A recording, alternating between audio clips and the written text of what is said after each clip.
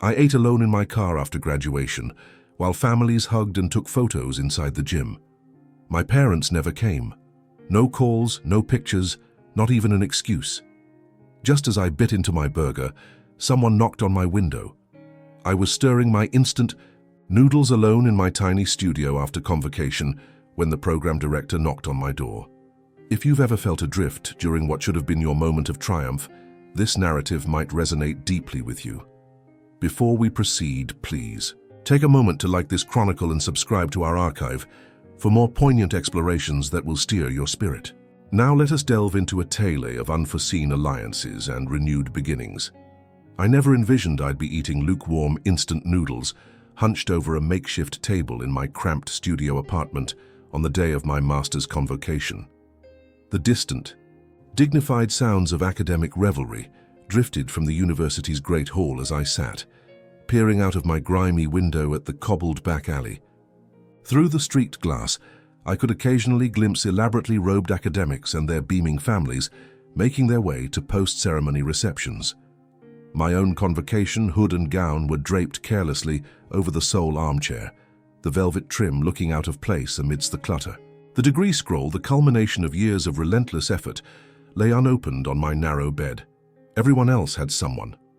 Esteemed supervisors, proud parents, admiring partners, encouraging siblings.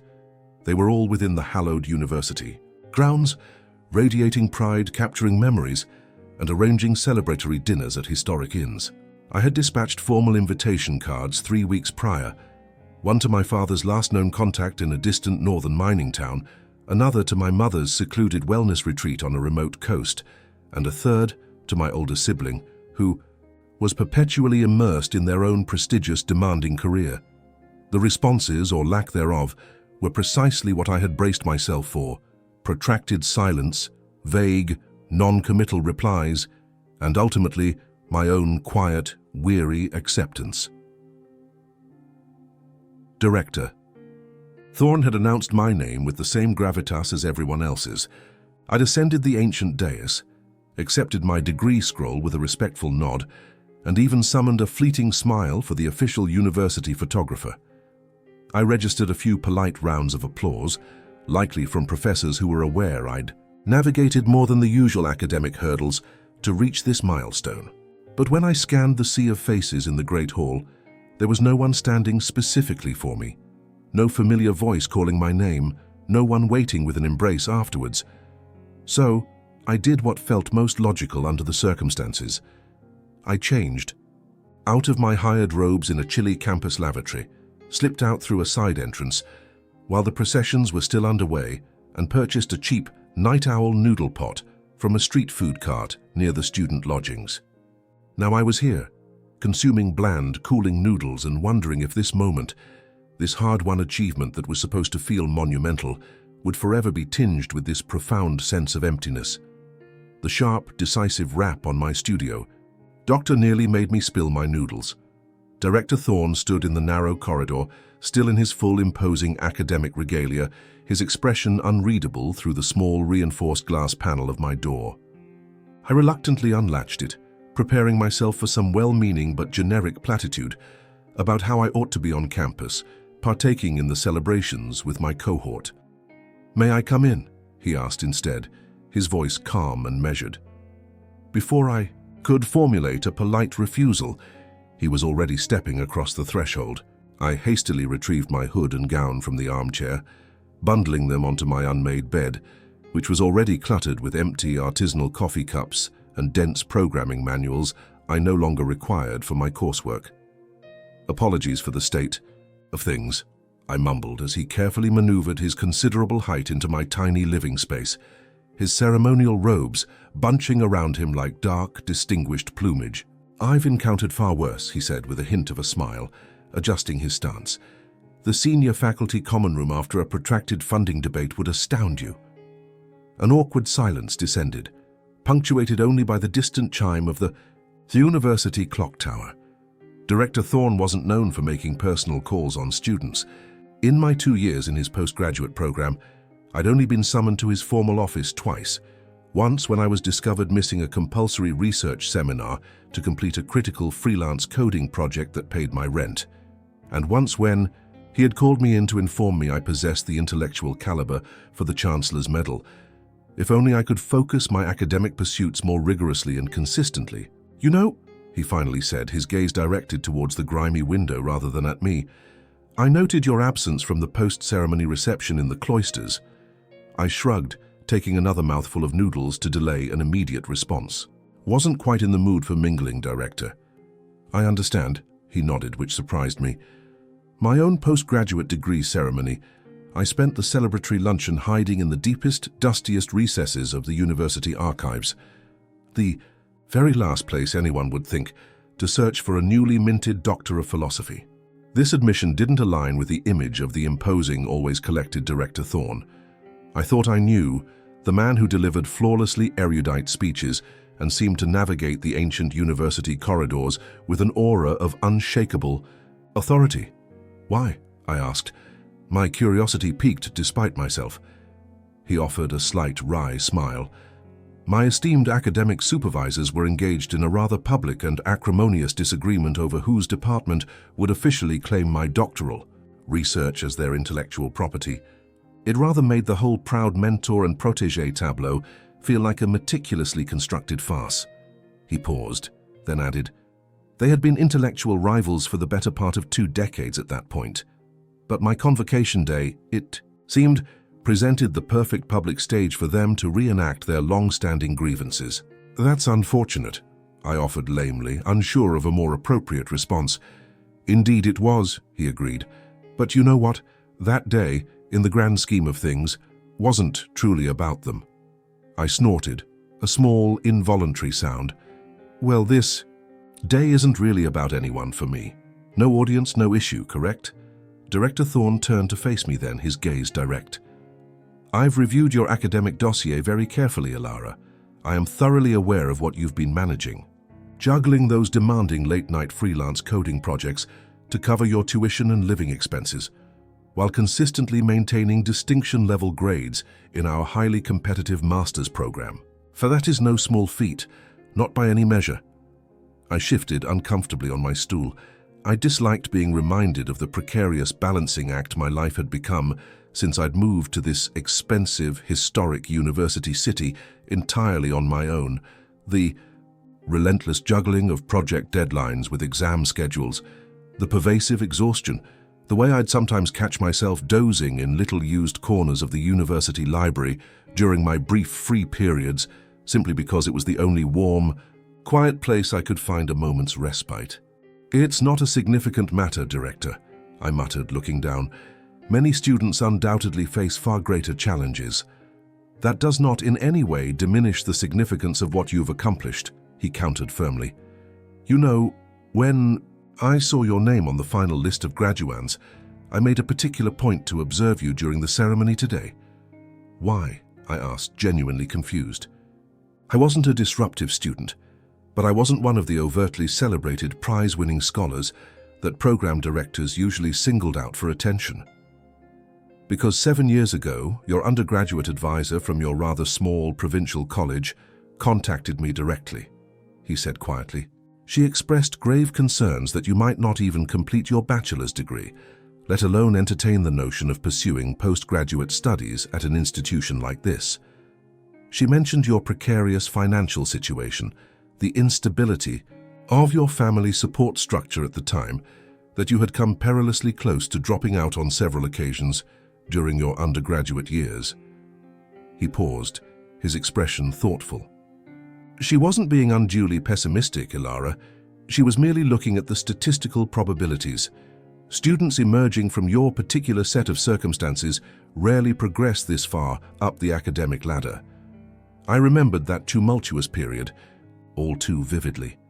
My mother's declining mental health spiraling into a crisis, my father's abrupt departure, the looming threat of losing our small family home, the constant anxiety of where the next meal or quiet place to study would come from.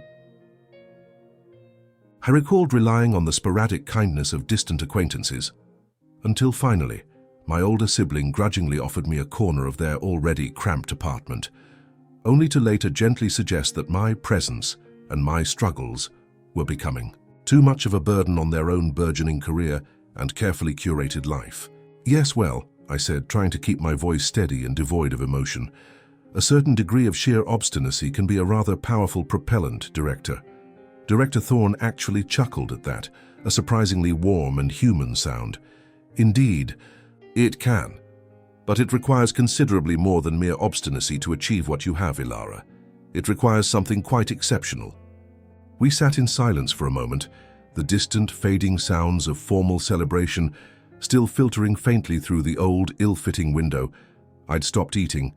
The noodles, once a small comfort, now seemed utterly tasteless. "Do you know what? I believe, Ilara," Director Thorne finally said, breaking the silence.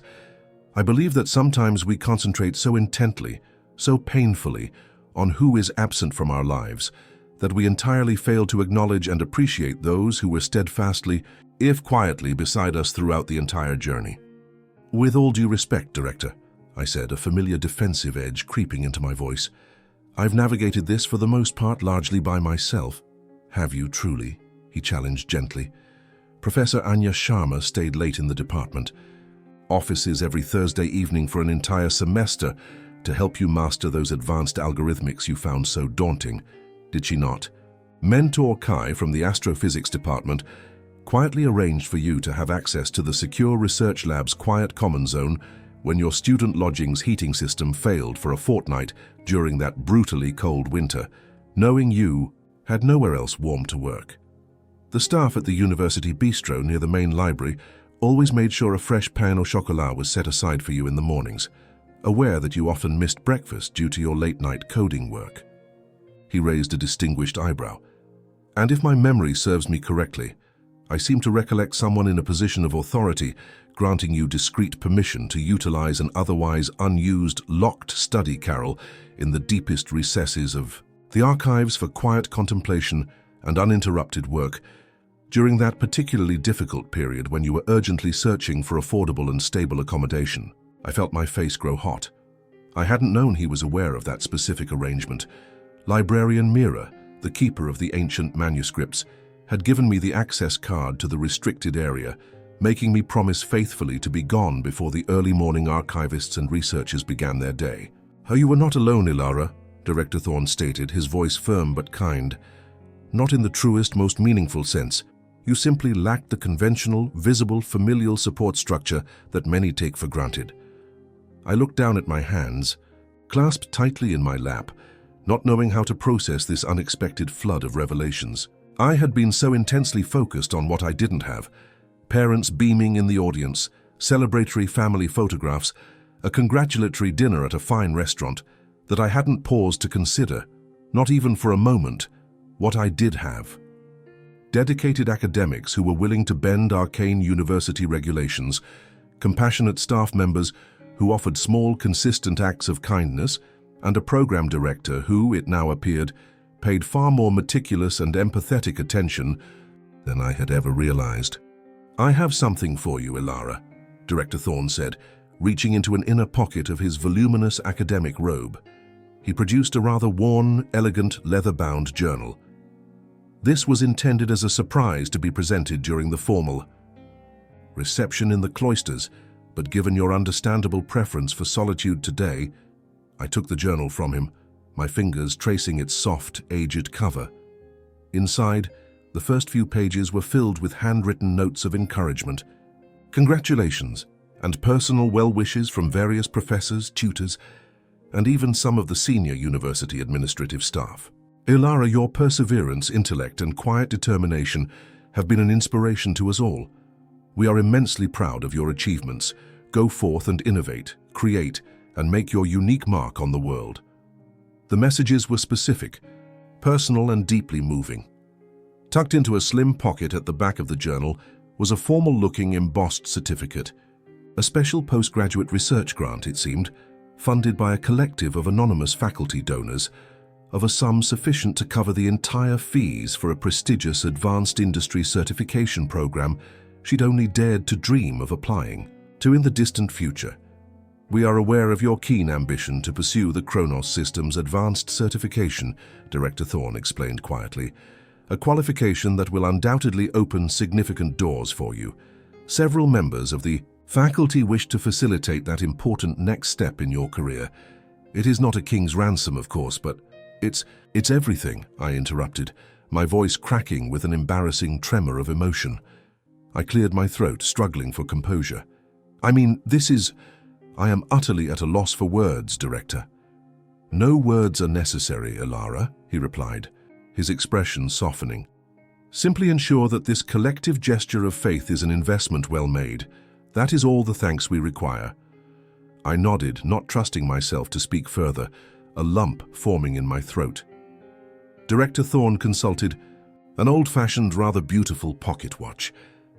The formal reception in the cloisters will be concluding shortly, and I really should return to my official duties. He moved towards my studio door, then paused before opening it, one hand on the latch. You know, Elara, he said, turning back. To me, individuals are ultimately molded and defined far more by those who consistently make their presence felt in their lives, not solely or even primarily by those who are conspicuously absent. He gave me a significant understanding. Look, and at times, Elara, we must allow others the genuine opportunity to make that supportive presence felt. With that, he stepped out into the narrow, echoing corridor, his academic robes brushing lightly against the doorframe. But before closing the door completely, he leaned back in one last time. The senior faculty and some of your former tutors are having a small, very informal get-together at the Quillen Campus, an old public house near the North Gate, in about an hour or so. It's a long-standing, rather cherished tradition after the main convocation proceedings. He shrugged, almost casually. Should you feel inclined to join us, I am quite certain that everyone would be genuinely delighted to see you there. Your decision, naturally. No pressure whatsoever. Then he was gone, his footsteps receding down the corridor, leaving me sitting there with my now definitively cold noodles and a leather-bound journal that suddenly felt more precious, more significant than any inherited family heirloom could ever be. I sat there for a long time, the silence of my small studio pressing in, yet somehow less oppressive than before. Director Thorne's words replayed in my mind over and over, shaped by those who show up, conventional versus unconventional support systems, so fixated on what I didn't have that I'd become blind to what I did. The alleyway below my window gradually quieted as the last of the university crowds dispersed, their voices fading into the late afternoon air. I watched them go, the esteemed professors with their families, the proud mentors with their protégés, the exuberant graduates with their cheering squads. For the first time that day, I didn't feel that sharp, familiar pang of jealousy or exclusion. Instead, I found myself wondering about their stories, their own private narratives. How many of those apparently perfect, smiling family groups concealed their own complicated histories, their own hidden struggles? How many of those beaming graduates had battled their own unseen demons, their own quiet desperations in ways I couldn't possibly perceive from my solitary vantage point?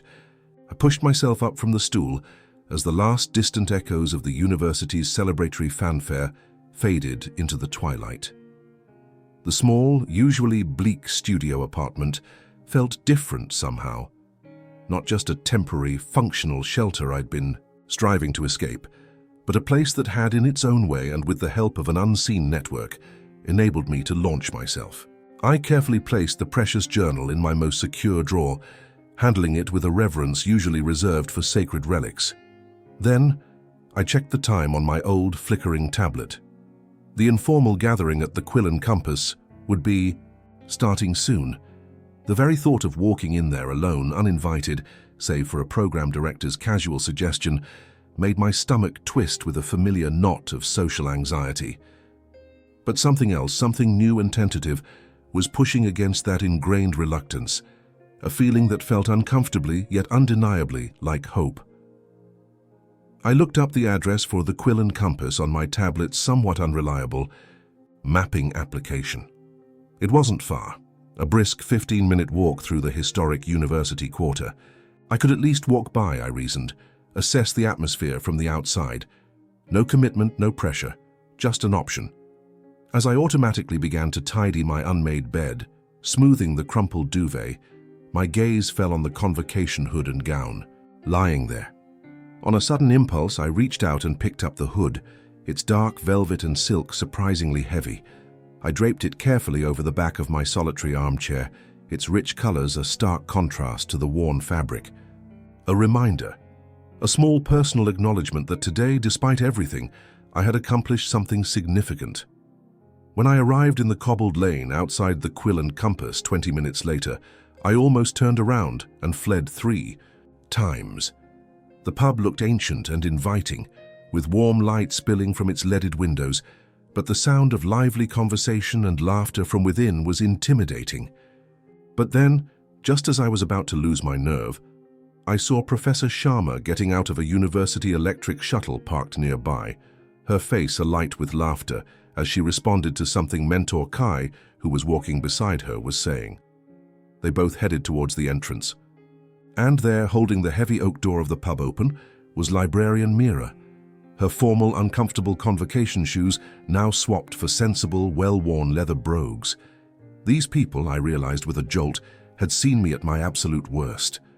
They'd witnessed me struggling to stay awake in seminars, exhausted from too many sleepless nights spent coding.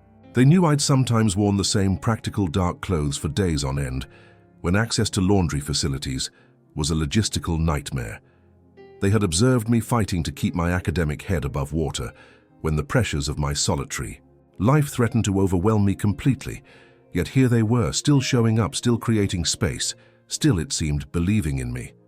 I took a deep, steadying breath, straightened my shoulders. I was still wearing the simple dark dress I'd worn under my convocation robe, and walked towards the entrance of the pub. Director Thorne, who was standing just inside in conversation with a group of senior academics, saw me first as I hesitantly approached. He didn't make a grand gesture or draw attention to my arrival. He simply gave a slight, almost imperceptible nod, his expression containing what I might have interpreted in a more confident moment as quiet approval, before turning back to his conversation.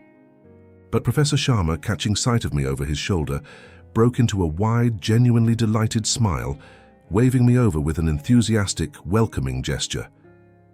"Elara, you made it," she exclaimed warmly, her voice carrying easily over the pleasant hum of conversation, as if my presence was the one missing essential piece that would make the informal gathering complete.